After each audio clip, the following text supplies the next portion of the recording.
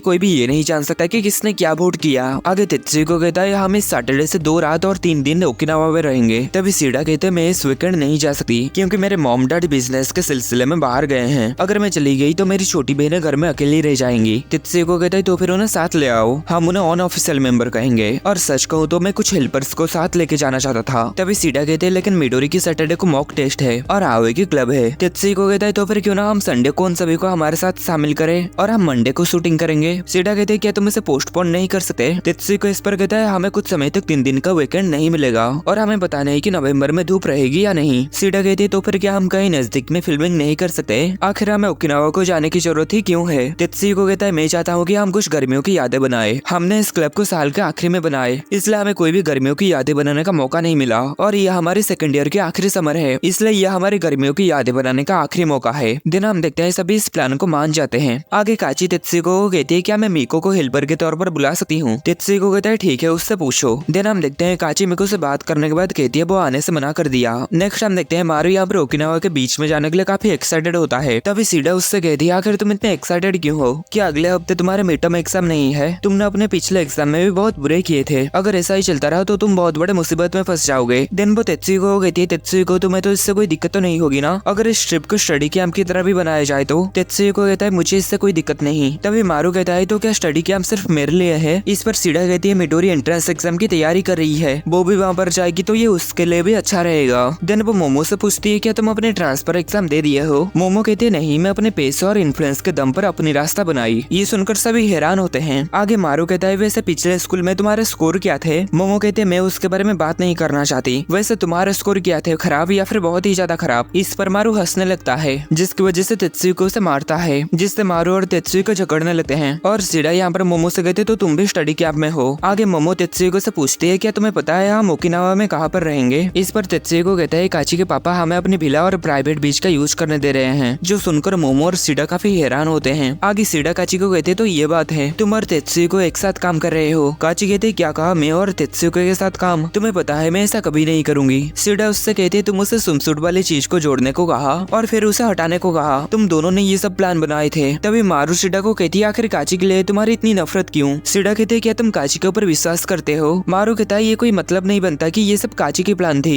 और ऐसे इन दोनों के बीच में झगड़ा होने लगती है। नेक्स्ट हम शाम का सीन देखते हैं। यहाँ पर आओई मारू के घर आई हुई होती है। वो मारू से कहती है आज सीडा तुम्हारी मदद करने के लिए नहीं आ पाई, इसलिए मैं आई हुई हूँ। मारू इस पर उसे थैंक यू कहता है। दिन हम देखते हैं आओई यहाँ पर गाना गाते हुए साफ सफाई कर रही होती है। तभी वो नोटिस करते हैं कि मारू उसे ऐसे देख रहा है, इसलिए वो मारू को कहती है क्या तुमने वो सुन ली है? जिस पर मारू कहता है नहीं चिंता मत करो, मैंने कुछ भी नहीं सुना। पर आओई समझ जाती है कि मारू उसे गाना गाते हुए सुन चुका है, इसलिए वो काफी शर्मिंदा हो जाती है। मारू कहता है माफ करना, मेरा इरादा तुम्हें चिढ़ाने का नहीं था। आओई कहती कोई बात नहीं, गाना गाते हुए काम करना ये मेरी गलती थी। मारू कहता है तुम्हारे साथ समझौता करना कितना आसान है। आओई कहते क्या कहा? मारू कहता है मैं बस कहा कि तुम बहुत ही अच्छी लड़की हो। आगे मारू कहता है मेरी पढ़ाई जल्दी खत्म हो जाएगी, दिन हम साथ में डिनर करेंगे। आओई कहते मैं बहुत ही एक्साइटेड हूँ तुम्हारे हाथ की बनी हुई करी खाने के लिए। नेक्स्ट हम देखते हैं वो दोनों साथ मिलकर डिनर करते हैं और आओई को मारू की बनाई हुई करी काफी ज्यादा पसंद आती है और वो मारू की बनाई हुई करी की तारीफ करने लगती है। मारू कहता है तुम हमेशा मेरी तारीफ करती रहती हो। आओई कहते मैं तुम्हारे बारे में जो महसूस करता हूँ वही कहता हूँ। आगे वो मारू को कहते तुम्हारे और सीटा के बीच में झगड़ा हुआ था है ना, वो घर आके थोड़ी सी अजीब से बर्ताव कर रही थी, इसलिए मैं तुम्हारे पास आ गई। क्या तुम मुझे बता सकते हो आखिर तुम दोनों के बीच में क्या हुआ है? मारू कहता है मुझे नहीं लगता मुझे ये बातें तुम्हें बताना चाहिए। पर आओई कहते नहीं प्लीज मुझे इसके बारे में बताओ, मैं तुम दोनों का मदद करना चाहती हूँ। जिस पर मारू से सभी बातें बता देता है। आओई कहते मैं समझ गया तो ये सब हुआ था। मारू कहता है तो तुम्हें क्या लगता है हम में से कौन गलत है? आओई इस पर कहती है मुझे लगता है मुझे तो प्यार करने वाले लोगों के झगड़े से दूर रहना चाहिए। मारू इस पर हैरान होता है कि अगर ऐसा ही है तो ये मुझसे ये बात पूछा ही क्यों? आगे आओई कहते अगर मैं ईमानदारी से कहूँ तो मुझे लगता है गलती तुम दोनों की ही है। क्या तुम दोनों को आपस में समझौता करके डेटिंग शुरू नहीं कर देना चाहिए? मारू कहता है सीडा मुझे बताती ही नहीं है कि वो कैसा महसूस करती है, इसका मतलब ये है कि वो मुझसे झूठ बोली क्योंकि वो मुझसे कुछ छुपाना चाहती थी। आओई कहते क्या तुम्हें उस पर थोड़ा भी भरोसा नहीं है? मारू कहता है सीडा भी ऐसा ही है, उसने झूठ बोली क्योंकि उसे मुझ पर भरोसा नहीं था।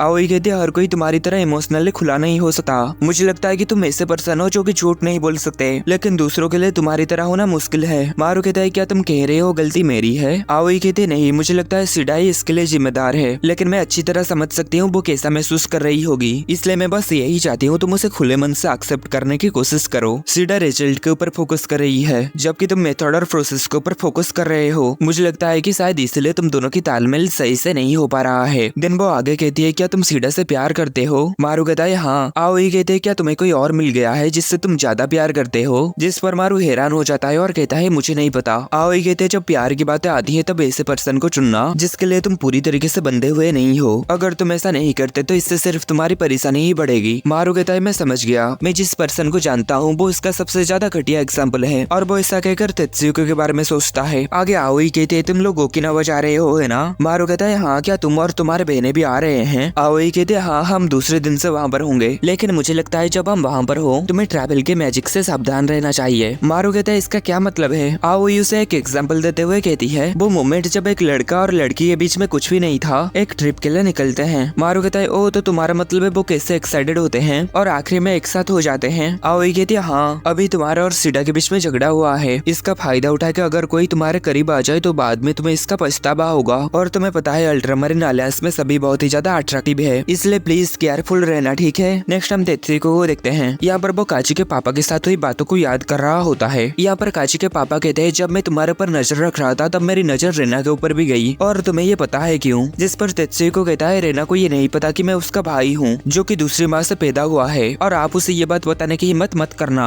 काची के पापा कहते हैं तो तुम्हें ये पता था, और बेशक मैं अपनी बात रखूंगा, और अगर तुम्हें कुछ चाहिए तो तुम मुझे बता सकते हो, अगर वो मेरी बस की हुई तो मैं तुम्हारे लिए वो जरूर करूंगा। नेक्स्ट प्रेजेंट में यहाँ पर तेत्सुको के पास काची की फोन आती है और वो तेत्सुको को कहती है आज की मीटिंग हमारे प्लान के मुताबिक ही हुई, इसलिए मुझे लगा कि मुझे तुम्हें इसके लिए शुक्रिया कहना चाहिए। तेत्सुको कहता है कोई बात नहीं, लेकिन मैं कुछ इंटरेस्टिंग होने का उम्मीद कर सकता हूँ है ना? काची कहते हैं बिल्कुल, तुम्हें बस इस बात की चिंता करनी चाहिए कि तुम इंटरफेयर ना करो। तेत्सुको कहता है मैं सिर्फ इतना जानना चाहूंगा कि तुम्हारा गोल क्या है? काची कहते हैं मेरी बस हमेशा से एक ही गोल रहा है, और वो है मारू को मेरी प्यार की इजहार करने के लिए राजी करना। तेत्सुको इस पर हंसता है और कहता है ये तो तुम्हारे लिए मुश्किल होने वाला है। इस पर काची गुस्सा हो जाती है और कहती है मैं मारू का पहला प्यार हूँ, और पहला प्यार हर किसी के लिए स्पेशल होता है, तो इसमें कुछ भी मुश्किल नहीं है। दिन आगे काची कहती है मैं पहले ही वो प्लान बना चुकी हूँ जिसके लिए मैं तुमसे मदद ली थी, अब तुम सिर्फ पीछे बैठकर ये देखो कि अब मैं क्या करती हूँ। तेत्सुको कहता है ठीक है मैं समझ गया। दिन वो फोन रख देता है और मन में सोचता है अगर मारू को कोई गर्लफ्रेंड मिल गई तो अल्ट्रामरीन अलायंस बिखर जाएगा, इसलिए सभी चीजों को बैलेंस में रखना ये मेरी मकसद होगा। लेकिन अगर काची ने अपने पत्ते सही तरीके से ना खेले तो सीडा उसके लिए एक ऐसी बाधा होगी जो वो कभी पार नहीं कर पाएगी, और ये देखना भी इंटरेस्टिंग होगा कि मोमो क्या करती है। नेक्स्ट टाइम देखते हैं वो सभी ओकिनावा में आ चुके होते हैं, और यहाँ पर मोमो की बड़ी बहन भी आई हुई थी। वो मारू को कहती है मोमो मुझसे दूर अकेली रह ही नहीं सकती। इस पर मोमो अपनी बड़ी बहन के ऊपर गुस्सा हो जाती है, और मारू यहाँ पर काची को ही देखे जा रहा होता है, इसलिए मोमो की बड़ी बहन मारू को कहती है काची तुम्हारी टाइप की है ना?